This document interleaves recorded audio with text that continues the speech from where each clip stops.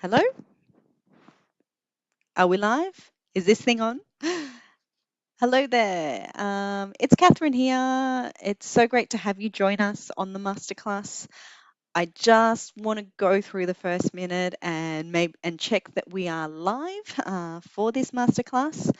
So if you are on the call, if you could pop into the chat box and just say hi, let us know where you're watching this from. I just want to make sure that we're all good technically.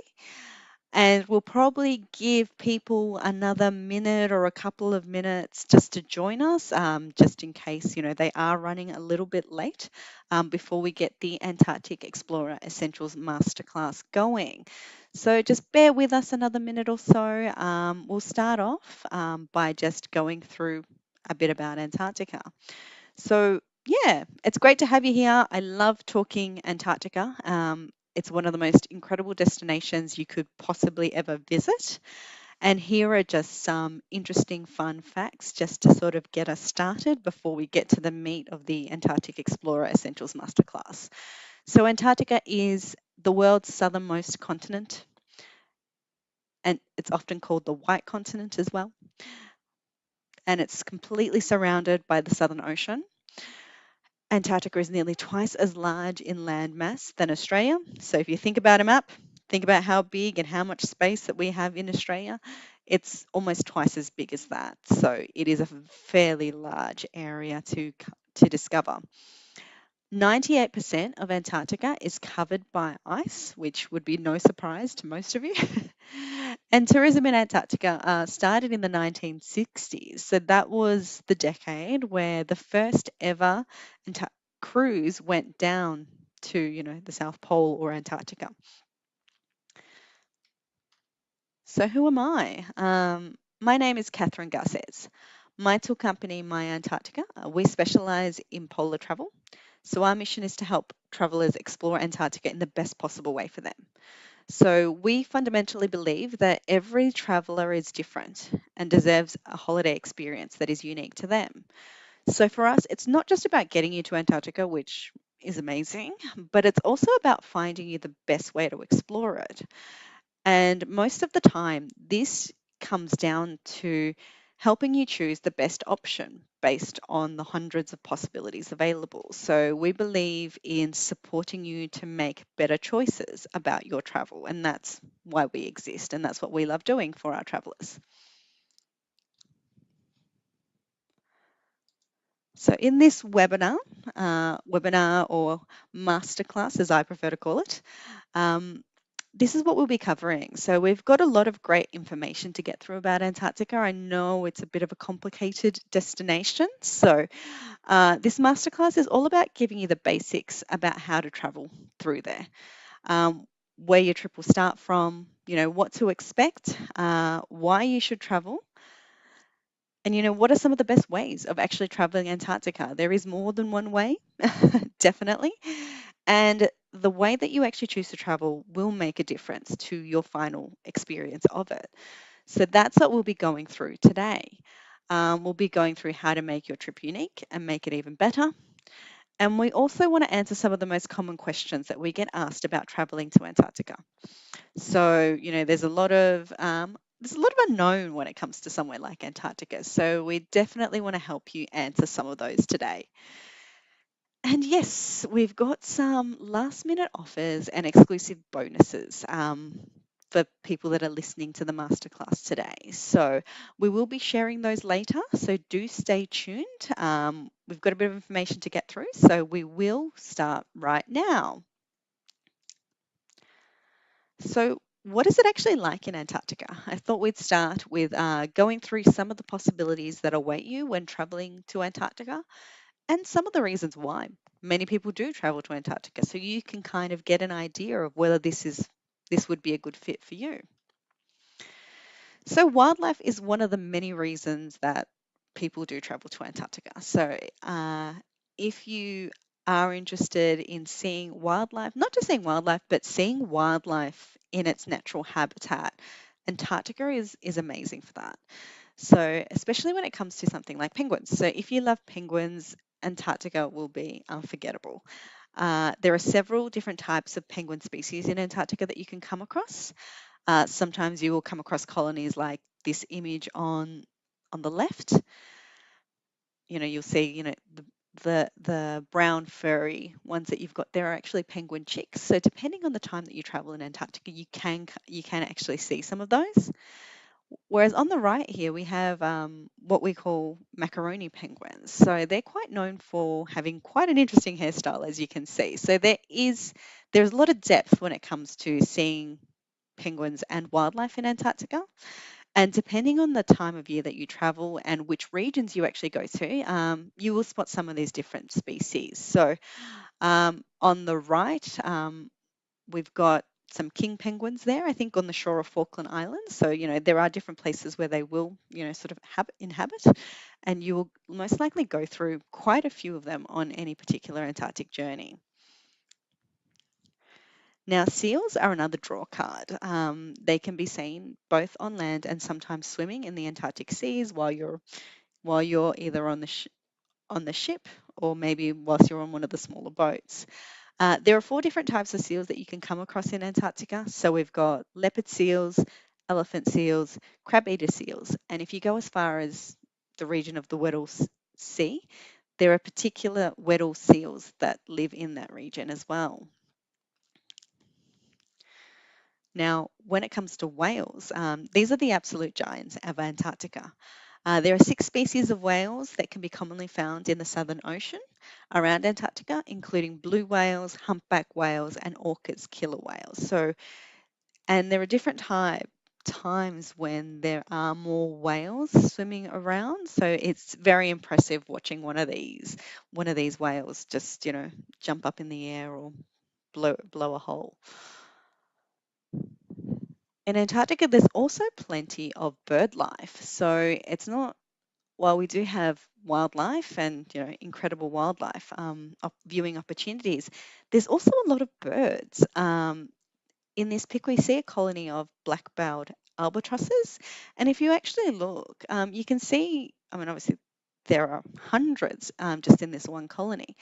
But you can also see how close a lot of the photographers in the field can get. That is what makes Antarctica so special.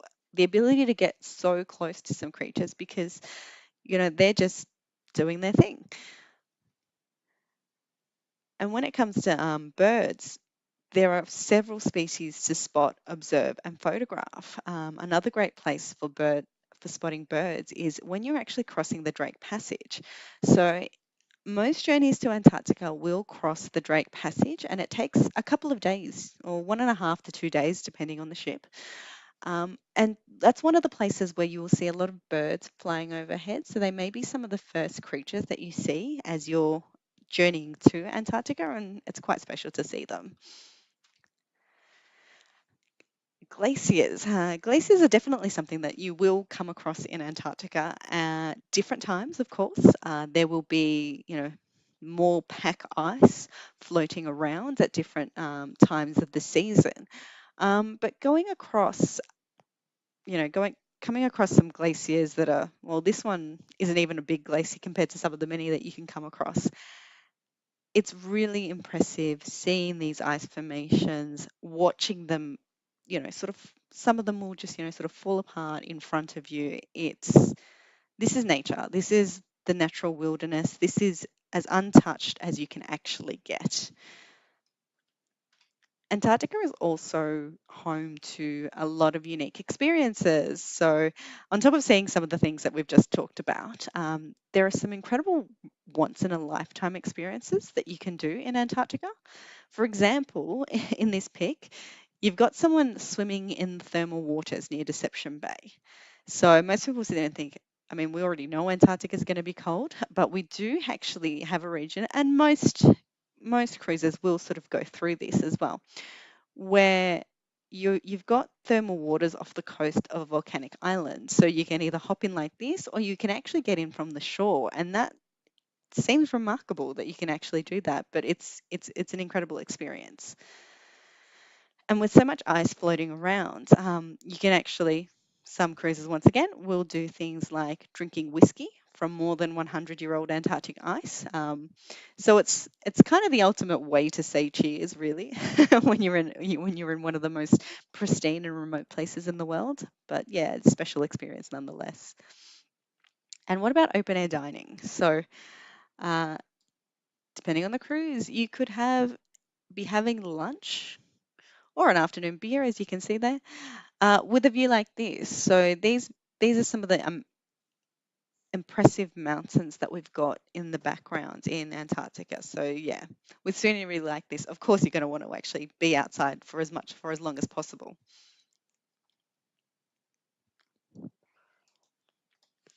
And Antarctica is home to incredible landscapes. The scenery here is unlike anywhere else. It's just vast. We've got some vast channels surrounded by gorgeous mountains, such as this image on the left of crossing of the Lemaire Channel. And while some people think there's nothing but ice around you in Antarctica, the depth and the subtle but nuances in differences in the blues and the colors, like you can see in this picture on the right, are quite impressive. And for some more stunning scenery, the views and sunsets in Antarctica are out of this world.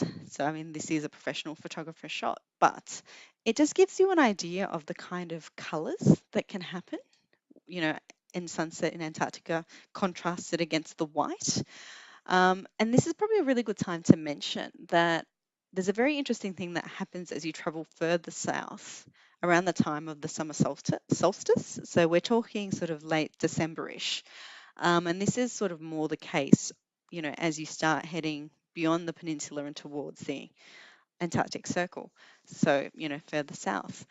The hours of daylight in Antarctica actually get longer, and there is a phenomenon that is actually called, having a day of 24 hours of sunlight. So, which means that you really are getting more bang for your buck when you travel to Antarctica in terms of how much time you get to appreciate what you're actually going there to see. Traveling in Antarctica is also very much an educational experience. So, most of the ships will have, I mean, this is an image of one of the libraries on board one of our vessels. So, many of the actual ships will include a full lecture program so that you can learn as much as possible about the environment, what it is that you're hoping to actually see in Antarctica. Many of the crew members or guides that are on board are often, really knowledgeable people. So people like polar researchers, glaciologists, scientists. So you'll actually be learning firsthand from some of the best people in their field about different subjects. So this is really, it's like an interactive and educational experience. It's like an open air classroom. So you get to learn about, you know, the environment and the animals and in glaciology and everything in Antarctica. And then you get to go out and spend a day on shore and actually see it firsthand. So it is, the ultimate educational experience in many ways. Antarctica also has a lot of history. You can retrace the steps of past explorers to Antarctica, such as Shackleton or Mawson, and you might even be able to visit, military bases or research stations, depending on where you are in the peninsula and, the voyage that you choose. And Antarctica is also a haven for adventure lovers. I mean, traveling to Antarctica is pretty adventurous in itself, but if you ask someone that is really into things like extreme sports or our outdoor activities, there are many activities that appeal to just to those kinds of people. So, for example, like, I mean, these images are of kayaking in Antarctic waters. So the majority of cruises these days will offer some sort of kayaking program. So this is usually an optional on top of your cruise price. But what that allows you to do is, yeah, actually really get in there and kayak through Antarctic waters, through the glaciers while people are landing on shore. So it's a pretty special experience.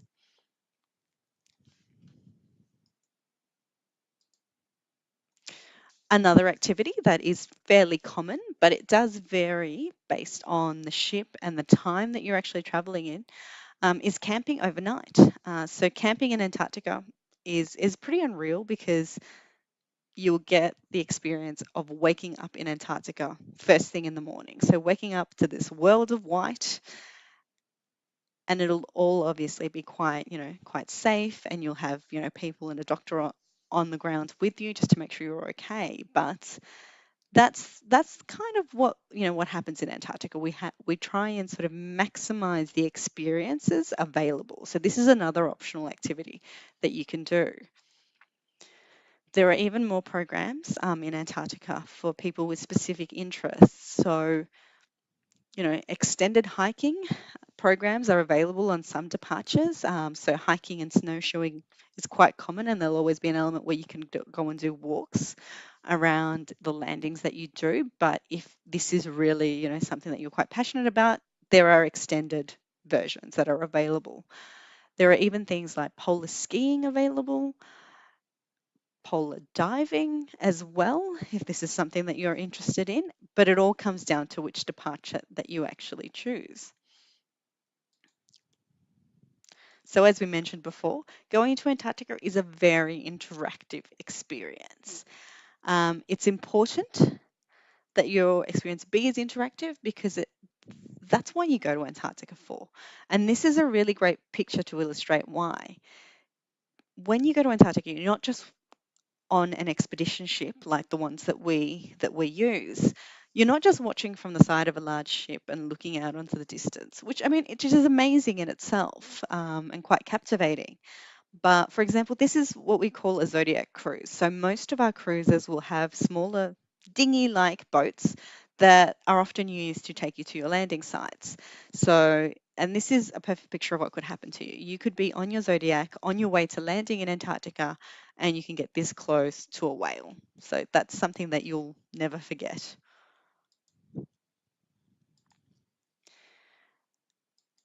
And lastly, I mean, a voyage to Antarctica is very much a shared journey. So the kind of people that are attracted to going to Antarctica tend to be similar in their appreciation of the natural world, of animals, of incredible landscapes, and things like that. So a lot of the time, you know, the best journeys are not measured in miles, they're measured in friends, is a great quote by I can't remember who, but it says a lot. And the thing is, a voyage to Antarctica, it's like the ultimate gathering of like minded adventurers. And when we say adventurers, it doesn't mean that you have to be doing things like bungee jumping, but it's just you're willing to get out there, get out of your comfort zone, and really experience something different. And that's who you will find on board many of the times when you're in Antarctica. So it'll become as much about what you actually do, what you actually see, but the people you meet and the friends that you'll make on this journey, yeah, once in a lifetime. So, how do you actually travel to Antarctica? So, this is probably a good time to actually get into the basics of how you will get around in Antarctica. So, when people hear about My Antarctica as a travel company, there's one of two reactions. The first is they can't imagine what there would be to do in Antarctica. The other is one of surprise and intrigue about how you go about exploring this mysterious place. Now, there are three main ways to explore Antarctica. So let's go through on the best ways to discover Antarctica for your journey. So cruising. Now I did mention cruising before. Cruising is definitely one of the most common ways to explore Antarctica, which makes sense because as we talked about, the continent is located in the Southern Ocean. Cruising allows you the possibility of visiting more than one site at a time in Antarctica. So you can sail from spot to spot rather than having to just base yourself on in one area. So this allows you to actually explore more of the different places than you normally would. So cruising also allows you to combine different regions. So when we look at Antarctica, it's not just the one place that you can go to, even though the Antarctic Peninsula is probably the most common, or it's the starting place for many Antarctic journeys. but you can actually go further afield and include what we like to call the sub-Antarctic islands of places like the Falkland Islands or South Georgia, which all have their own different wildlife and interactive. So, how do we actually get to Antarctica? Great question, and it's really good to get an idea of your starting points in Antarctica because that will determine a lot about the kind of adventure that you will actually have. So, firstly, the first way to get to Antarctica is from Argentina. So, from Ushuaia, this is the most common way to start any Antarctic cruise. So, this is a picture of South America. I'm just going to point my cursor in here. So, this is South America here, and this is Ushuaia. So, Ushuaia is the southernmost city in the world, which makes it the most ideal place to actually get on a cruise because the further south you are, the easier it is to actually get to the Antarctic Peninsula. And that's why Ushuaia is the actual gateway to the South Shetland Islands, which is these islands here, as well as the rest of the Antarctic Peninsula. And places like the Falkland Islands, which are up here, called Malvinas here, but they're also called the Falkland Islands, and South Georgia and South Orkney Islands. So Ushuaia is a major port, and that's where most of the Antarctic cruises will depart from, but it's not the only place. You can also get to South America from Chile. So this map's oriented a little bit differently, but basically, you've got the bottom of South America here, and you've also got on the other side, so you had Argentina over here, and you've got Chile here. So this is from Punta Arenas, which is, a city in the south of Chile as well. So the difference between Punta Arenas and Ushuaia mainly is that Punta Arenas is a hub for flights either to Antarctica, so they would either fly down here to the Frey station, and then fly back. But you can also fly from Punta Arenas to places like Stanley, which is in the Falkland Islands as well. So, and there's another island, Puerto Williams, within here that you can also board a cruise from. So Punta Arenas tends to be the starting point for many flights and consequently fly cruises, because what happens is that you would actually fly from Punta Arenas to the Frey station and then you would board an Antarctic cruise as this map shows. So that's another way of getting there.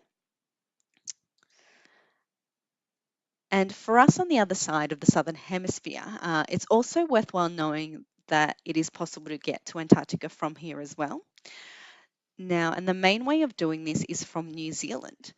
So once upon a time, we had some cruises that left from Australian shores, Hobart mainly. But now most of the actual passenger cruises leave from Invercargill in New Zealand. There is plenty to see on this side of Antarctica as well. And for example, you've got this cruise itinerary up here, which shows an example of a cruise that's centered around the sub-Antarctic islands. So just to give you an idea of how long this cruise will take, is this one, which just touches on the South Antarctic islands from New Zealand, takes about 19 days. You can also actually reach the South Pole from this side or from Invercargill as well. So you can head down and discover East Antarctica and the regions around here, such as the Ross Ice Shelf. So once again, we'll be starting in Invercargill and traveling down, probably exploring through some of these subantarctic islands like, Stewart Island, Auckland Islands, and Macquarie Island, which have some great wildlife on them as well. But traveling all the way down to the East Antarctic Peninsula. But just to give you an idea, a cruise like this actually takes around 30 days from Invercargill.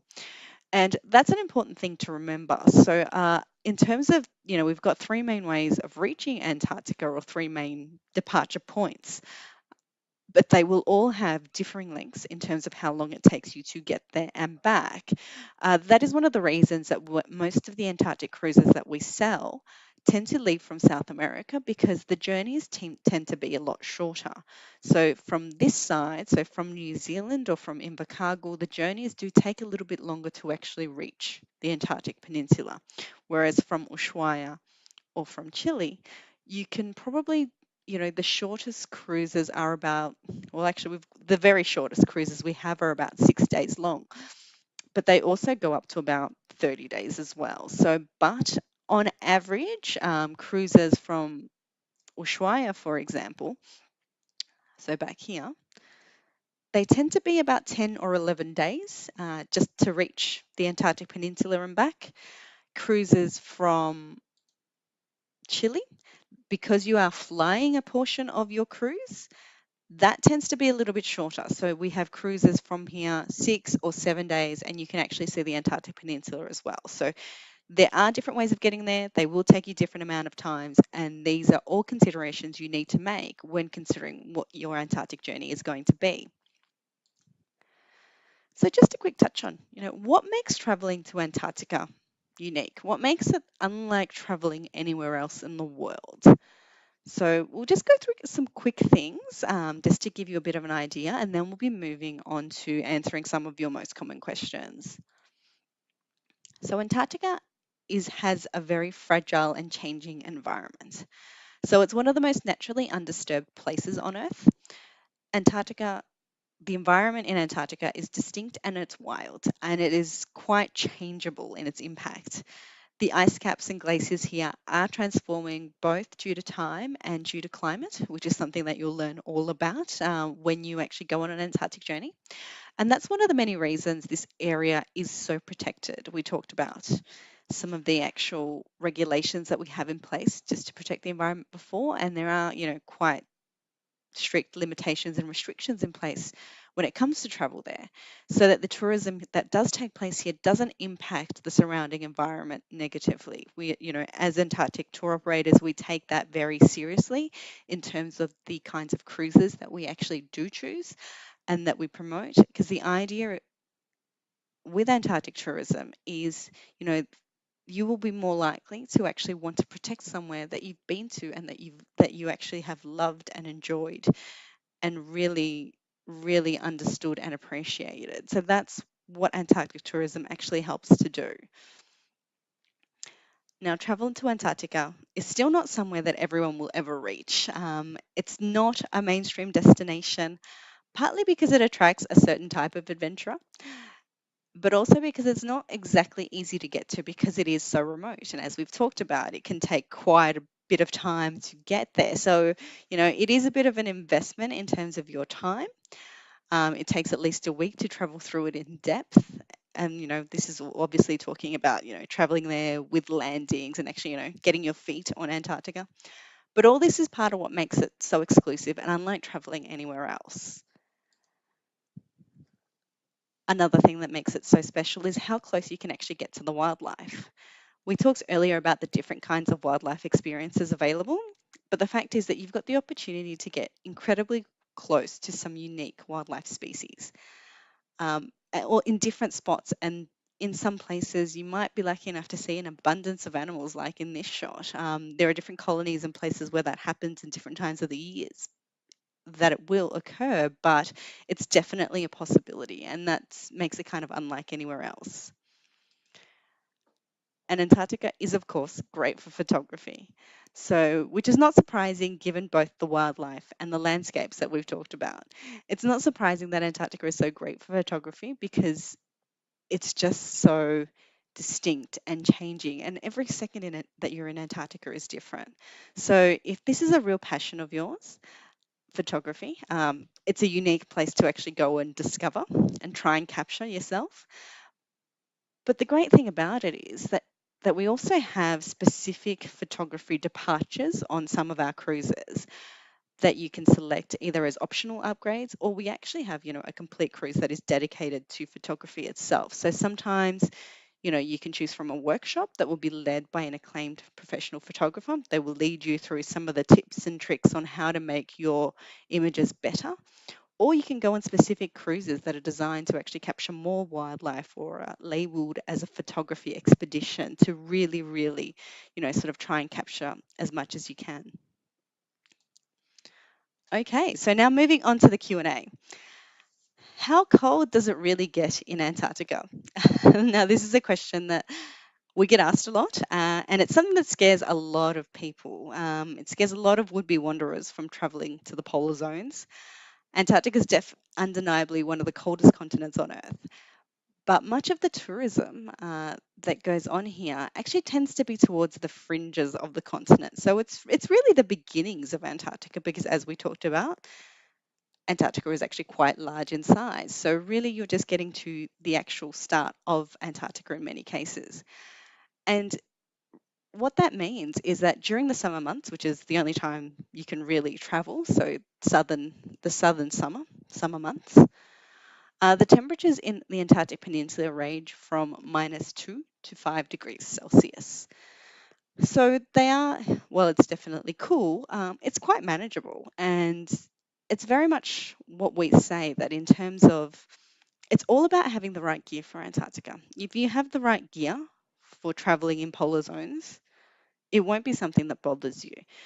We very much subscribe to the adventurous philosophy of there's no such thing as bad weather, only bad clothing, because if you're prepared and you have the adequate gear, it's not something that concerns you or puts you off at all.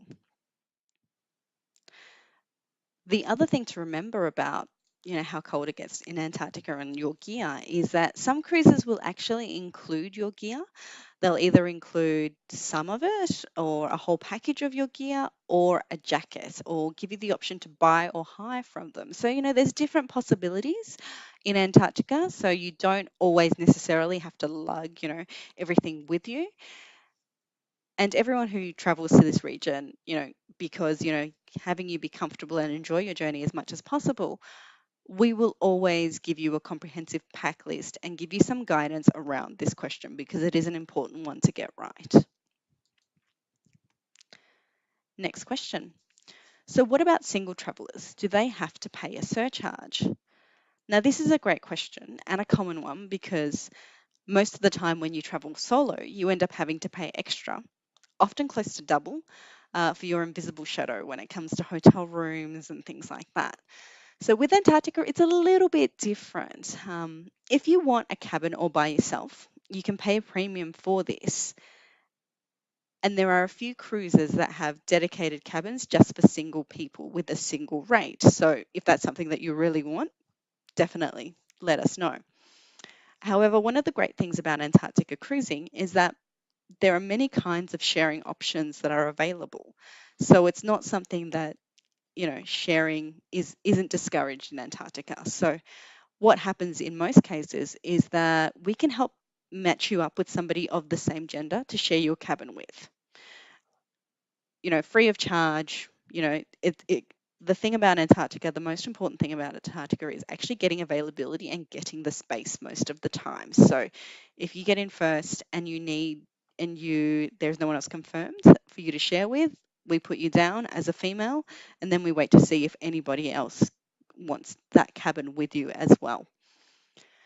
And the great thing too is that different ships, different Antarctic ships, have various different share options. So sometimes we have triple or even quadruple cabins, which all keeps pricing and traveling to Antarctica a bit more affordable. So in most cases, you won't pay single supplements depending on what your actual preference is. Okay, and how much time do you actually need to explore Antarctica? We touched on this a little bit earlier when I described the different places that you travel to. And of course, this question depends on the kind of trip that you take and what region you're actually discovering because different areas take different lengths of time to get to and explore through and everything else. It depends on whether you base yourself around the Antarctic Peninsula or you head further and you want to include things like the Falkland Islands as well, or South Georgia, or any of those areas. There's lots of different voyages to Antarctica. But one thing to remember is that Antarctica is not really somewhere that should be rushed. It's not so much a place just to, sort of just do a day, say, oh, I've seen some some white snow and some clouds, and I've seen it and I've discovered it. Antarctica is a place like where the weather is really variable and changeable. So, and even though we talked about a lot of wildlife and things like that, as we know, anyone who's been to Africa or anything like that will know that, there are no guarantees with wildlife. You do everything that you can to try and give you the best opportunities for wildlife, depending on obviously the climate and what's happening with the weather. So it's one of those places where you really want to give yourself the maximum amount of time to actually experience and have those possibilities happen. So that's one thing to remember. That said, in terms of actual time that you'll spend in Antarctica, our shortest trip to Antarctica is currently 6 days, and that covers the South Shetland Islands and just the very start of the Antarctic Peninsula. Usually, to travel around the Antarctic Peninsula is between 7 to 11 days, depending on, whether you will be boarding a fly cruise or not, or just doing a return cruise, or doing a combination. And if you want to go further to the Antarctic Circle, it's you add another couple of days. And if you want to start going to places such as the Weddell Sea, the Falkland Islands, and South Georgia, you start adding, another week or another couple of weeks to actually see everything. So our shortest cruise to Antarctica is actually 6 days. It's a fly cruise, whereas our longest cruise is just a complete cruise and it goes for 31 days. So there is a bit of variability in range, but between 6 and 31 days is usually how often or how much time you will need to actually explore Antarctica. Now, the next question, how much does it cost to go to Antarctica? This is the big question that we get asked a lot, and it does tend to scare off quite a few people, mainly because sometimes they've seen sort of some prices for Antarctic cruises and things like that. But that doesn't take into account everything that is available. But one thing that we'd like to say at My Antarctica is that travel to Antarctica is not as expensive as you think. It's by no means a cheap or a budget holiday. We will never say that. But there are various affordable options when it comes to Antarctic cruises and experiences, as well as even more comfortable and more luxurious options depending on the level of comfort that you're actually looking for. So it does vary quite a bit. But to give you a starting point, our Antarctic cruises start from US $4,595 per person. And that's like in a triple or quad share cabin.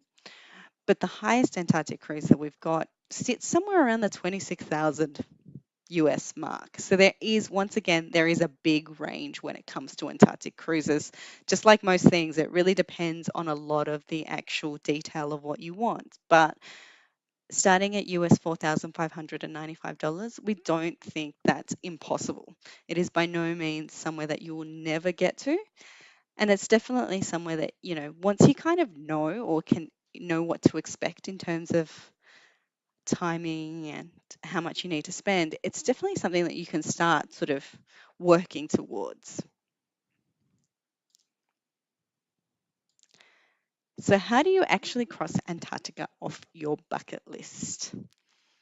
Well, this is where we just wanted to actually start and we wanted to actually mention that we have got some great last minute savings. One of the things that most people don't know about Antarctica is that it's one of those places that you need to book well in advance. When I'm talking well in advance, I'm talking between 12 and 18 months in advance. So we've already got the rates for the season starting in November 2018 and finishing in around March, April 2019. So we're already selling that. So most of what's coming up towards the end of the year of season 2017 and 2018, a lot of that has already been sold and has been sold for a while. But that doesn't mean that you still can't get a place on board if you're still thinking about, making your Antarctic dreams a reality later on this year. We've got some great last minute deals that you can take advantage of. For example, we have $700 off Hebridean Sky Cruises, which is this cruise here, and up to 1,500 US off the Polar Pioneer cruise. Select Polar Pioneer cruise departures. Got tongue twisted there. We also have between 1,000 US and $1,500 off last minute spots on the Eofi and Vavilov cruises here. So these savings are all per person. So if there are two of you traveling, or you're going with your husband or wife or a friend, it could actually be double that amount based on specific departures. And as these great deals are based on last minute spots, it has a lot to do with availability. So these spots, even as they're last minute spots, will probably go quite quickly. And because we really want to reward you and help you to get to Antarctica even sooner, at My Antarctica, we're going to throw in some extra bonuses to anyone on this webinar who books, who books shortly, so within the next week. So the thing about traveling to Antarctica from South America is that sometimes the cost of the cruise is only one part of the equation. We get that it all adds up, and we want to make it even easier for you to get to Antarctica. So what some of the extra value bonuses that we're adding are a free stopover. We're starting by throwing in a free stopover in either Santiago, Buenos Aires, or Ushuaia.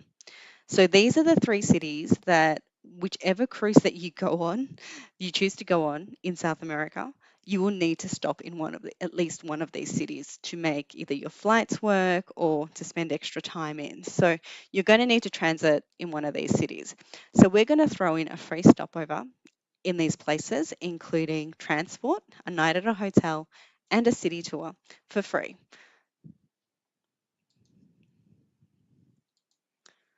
And because once you're in the southernmost part of South America, it makes a lot of sense to explore the absolute natural world wonder that is the Torres del Paine National Park. So we've decided to give you a free night in Torres del Paine at Explorer Patagonia.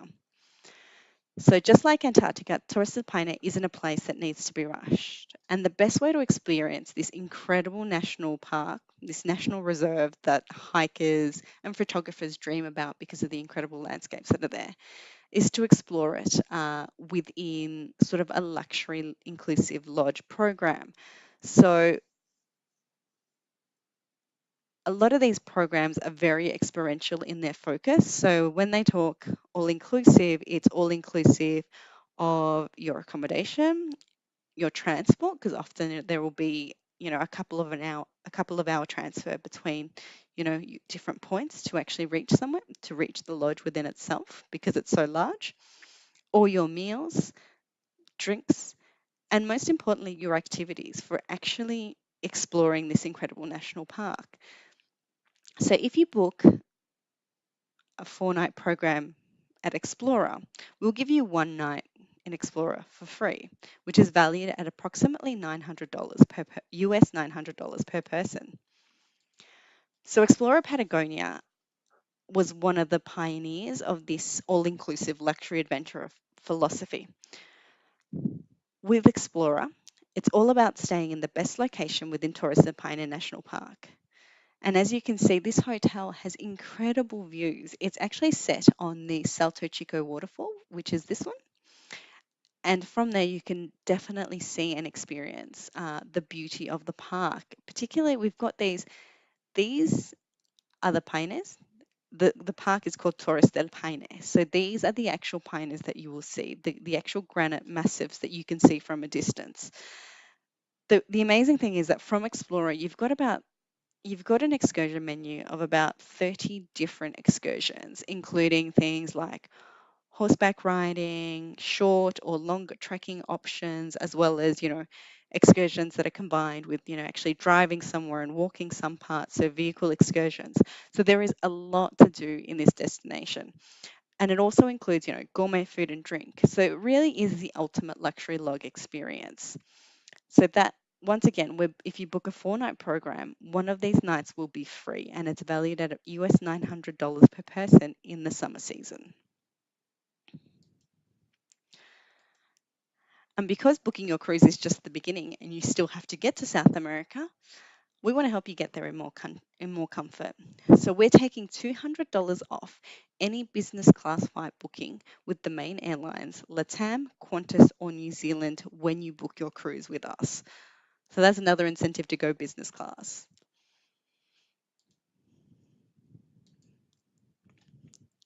And because you're in South America already, you may want to actually explore more of it than just go to Antarctica as well. Now, our travel partner, Boutique South America, they specialize in helping independent travelers create the best and most unique journeys of the continent possible. They're giving away an exclusive offer to create the ultimate dream trip, combining South America and Antarctica. Now, Boutique South America are very much focused on experience and quality journeys, and they never run discounts like this at all. So, this Super South America saver is very unusual for them. But the best part about this Super South America saver is that as much as it's about getting you to actually explore more of South America, it also understands that sometimes combining Antarctica and South America in one trip can just be too much. It can just require too much time. There's just too much to see and too much to do. So you may not be able to do this straight away in season 2017 or 2018. So this Super South America saver will actually be valid for 12 months. So you will have 12 months to actually use it from the time that you actually travel. So if you decide to travel to Antarctica this year but can't really get around South America anywhere else in South America in that time, what you can do is you can save this for next year. So you can save this for travel for next year and then apply the discount then. So it means that you've got longer to actually use it and you've got more time to actually explore both South America and Antarctica. So you don't have a deadline of you have to use it straight away. So that's a significant saving. So just to recap on all the bonuses that we've got on offer, we've got the last minute Antarctica savings. So they're valued at up to US $1,500 per person of specific Antarctica cruises. We've got a free stopover in Santiago, Buenos Aires, or Ushuaia that we will throw in for you as well. You can get a free night at Torres del Paine at the Explorer Luxury Hotel.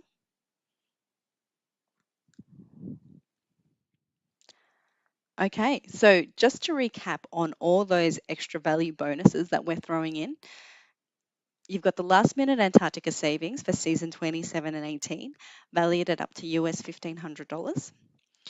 You've got a free stopover in Santiago, Buenos Aires, or Ushuaia, valued at up to US $350. You've got a free night at Torres del Paine at the Explorer Hotel, which is valued at up to US $900 per person. You can also get $200 off your business class flights to South America. And you can also take advantage of the Super South America Saver, where you get 7% off any published BSA tour program. So this is a boutique South America tour program, which can save you up to $800. So that brings us to a total value of more than $3,000. Plus, every My Antarctica customer gets a personalized recommendation for their ultimate Antarctica journey. We go through and we dive deep with you to find out, more about you as a traveler, what you really want to experience, what your expectations are, and what really drives you to travel to Antarctica so that we can make the best possible recommendation for you based on the possible options. So we know it can get overwhelming. There are so many cruises and departures to choose from. So we like to make one or two recommendations so that you've got a really good choice between a couple. And if they still don't seem right to you, we're happy to keep working on it. Every Antarctica customer also gets a free flight estimate. As we mentioned, most of the cruises that we're going to are from South America. So to really get a picture of what you are going to invest on an Antarctic journey, you need to get an idea of what the flights are going to be as well. So we can give you a free flight estimate for your trip. Even if you're traveling in 2018, 2019, we will give you an estimate to give you a basis and an idea around this. And every booking with My Antarctica also donates $25 towards protecting Antarctica. So we mentioned earlier that a lot of the rules that are in place are designed to help protect Antarctica as a destination. for travelers. But we want to go further with that. So what we do is we donate $25, you know, based on different organizations that support and protect the environment or advocate on behalf of its protection. So we work with different suppliers to do that. So let's make it happen. You can click on this link, bit.ly/go-ant, so go Antarctica, to start making an inquiry.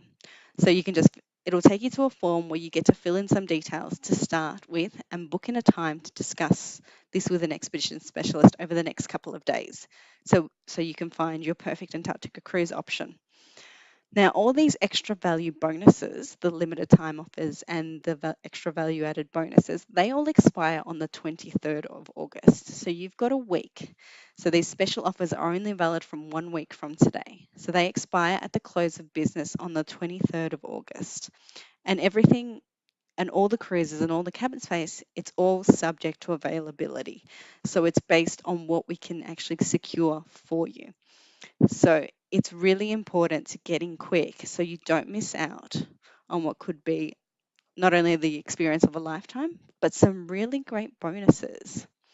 We will also send you a copy of this link with the emails that go out with the replay of this. So for those of you that aren't on live at the moment, you will also get a copy of this and a link of where you're actually going. So I just wanted to take this moment to thank you for your time. I hope this webinar actually answered a lot of your questions, and we're very much open to any further ones that you've got. We've really enjoyed, we love talking about Antarctica. It's such an amazing place. And we've really enjoyed sharing some great insight that will hopefully help you when you want to travel there now or in future. So thanks so much for listening. Until next time, bye.